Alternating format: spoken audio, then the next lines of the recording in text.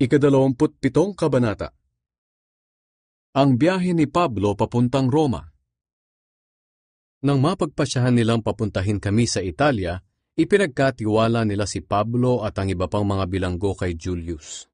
Si Julius ay isang kapitan ng mga sundalong Romano na tinatawag na batalyon ng emperador. Doon sa Cesarea ay may isang barkong galing sa Adramyttium at papaalis na papunta sa mga daungan ng lalawigan ng Asya. Doon kami sumakay. Sumama sa amin si Aristarchus na taga Thessalonica na sakop ng Macedonia. Kinabukasan dumaong kami sa Sidon. Mabait si Julius kay Pablo. Pinahintulutan niya si Pablo na dumalaw sa kanyang mga kaibigan doon para matulungan siya sa kanyang mga pangangailangan. Mula sa Sidon, bumiyahe uli kami.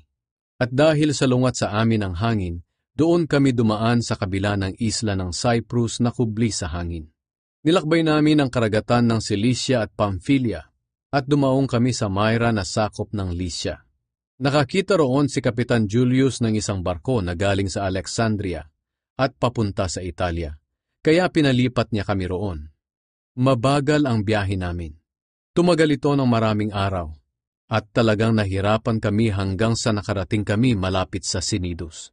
At dahil salungat ang hangin, hindi kami makatuloy sa pupuntahan namin. Kaya bumiyahe kami sa kabila ng isla ng Crete na kubli sa hangin. At doon kami dumaan malapit sa Salmone. Namaybay kami, pero talagang nahirapan kami bago makarating sa lugar na tinatawag na Magagandang Daungan. Malapit ito sa bayan ng Lasea. Nagtagal kami roon hanggang inabot kami ng panahong mapanganib ang pagbibiyahe, dahil nakalipas na ang araw ng pag-aayuno. Kaya sinabi ni Pablo sa aming mga kasama, "Ang tansya ko, mapanganib na kung tutuloy tayo. At hindi lang ang mga karga at ang barko ang mawawala, baka pati na rin ang ating buhay." Pero mas naniwala ang kapitan ng mga sundalo sa sinabi ng kapitan ng barko at ng may-ari nito kaysa sa payo ni Pablo. At dahil sa hindi ligtas sa malakas na hangin ang daungan doon, karamihan sa mga kasama namin ay sumang-ayon na magbiyahe. Nagbaka sakali silang makakarating kami sa Phoenix at doon magpapalipas ng tag-unos, sapagkat ang Phoenix ay isang daungan sa Crete na may magandang kublihan kung tag-unos. Ang malakas na hangin at alon sa dagat. Nang umihip ang mahinang hangin galing sa timog, ang akala ng mga kasamahan namin ay pwede na kaming bumiyahe. Kaya itinaas nila ang angkla at nagbiyahe kaming namamaybay sa isla ng Crete. Hindi nagtagal, bumugso ang malakas na hilagang silangang hangin mula sa isla ng Crete. Pagtama ng malakas na hangin sa amin, hindi na kami makaabante. Kaya nagpatangay na lang kami kung saan kami dalhin ng hangin. Nang nasa bandang timog na kami ng maliit na isla ng Cauda, nakapagkubli kami ng kaunti. Kahit nahirapan kami, naisampa pa namin ang maliit na bangka na dala ng barko para hindi ito mawasak. Nang mahatak na ang bangka, itinali ito ng mahigpit sa barko. Sapagkat natatakot sila na baka sumayad ang barko malapit sa Libya, ibinaba nila ang layag at nagpatangay sa hangin. Tuloy-tuloy pa rin ang malakas na bagyo, kaya kinabukasan, nagsimula silang magtapon ng mga kargamento sa dagat. Nang sumunod pang araw, ang mga kagamitan na mismo ng barko ang kanilang itinapon. Sa loob ng ilang araw, hindi na namin nakita ang araw at mga bituin, at tuloy-tuloy pa rin ang bagyo, hanggang sa nawalan na kami ng pag-asang makakaligtas pa. Ilang araw nang hindi kumakain ang mga tao, kaya sinabi ni Pablo sa kanila, "Mga kaibigan, kung nakinig lang kayo sa akin na hindi tayo dapat umalis sa Crete, hindi sana nangyari sa atin ang mga kahirapan at mga kapinsalaang ito. Pero ngayon hinihiling ko sa inyo, nalakasan ninyo ang inyong loob, dahil walang mamamatay sa atin. Ang barko lang ang masisira.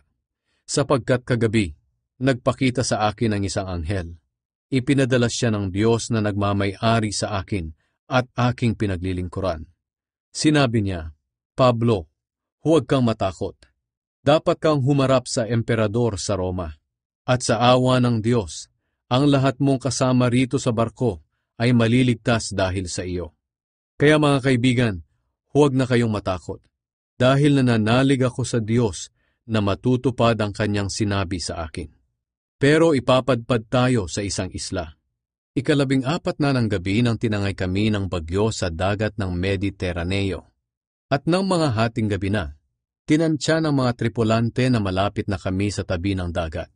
Kaya sinukat nila ang lalim ng dagat at nalaman nilang mga 20 dipa ang lalim. Maya-maya'y sinukat nilang muli ang lalim.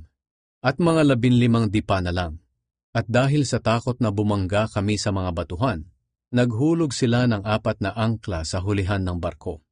At nanalangin sila na mag-umaga na sana. Gusto sana ng mga tripulante na lisanin na ang barko. Kaya ibinaba nila sa dagat ang maliit na bangka at kunwari maghuhulog lang sila ng mga angkla sa unahan ng barko. Pero sinabi ni Pablo sa kapitan at sa mga sundalo, "Kung aalis ang mga tripulante sa barko, hindi kayo makakaligtas." Kaya pinutol ng mga sundalo ang mga lubid ng bangka at pinabayaan itong maanod. Nang madaling araw na, pinilit silang lahat ni Pablo na kumain. Sinabi niya, 2 linggo na kayong naghihintay na lumipas ang bagyo, at hindi pa kayo kumakain. Kaya kumain na kayo upang lumakas kayo, dahil walang mamamatay sa inyo kahit isa. Pagkatapos magsalita ni Pablo, kumuha siya ng tinapay, at sa harapan ng lahat ay nagpasalamat siya sa Diyos. Pinira-piraso niya ang tinapay at kumain. Lumakas ang kanilang loob at kumain silang lahat. 276 kaming lahat na sakay ng barko.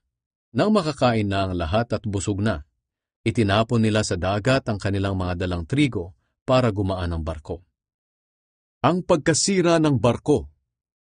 Nang mag-umaga na, hindi alam ng mga tripulante kung saang isla kami napadpad. Pero may nakita silang isang look na may dalampasigan. Kaya nagkasundo sila na doon nila isadsad ang barko. Kaya pinutol nila ang mga lubid na nakatali sa angkla. Kinalagdi nila ang mga tali ng timon. At itinaas nila ang layag sa unahan para tangayin ang hangin ng barko papuntang dalampasigan. Pero sumayad ang barko sa mababaw na parte ng tubig. Bumaon ang unahan nito at hindi na makaalis. Ang hulihan naman ay nawasak dahil sa salpok ng malalakas na alon. Papatayin na sana ng mga sundalo ang lahat ng bilanggo para walang makalangoy papuntang dalampasigan at makatakas. Pero pinigilan sila ng kanilang kapitan dahil gusto niyang maligtas si Pablo. Nag-utos siya na lumukso muna ang lahat ng marunong lumangoy at mauna na sa dalampasigan. Pagkatapos, pinasunod niya ang iba na nakakapit sa tabla at sa mga parte ng barko na lumulutang. Ganoon ang aming ginawa.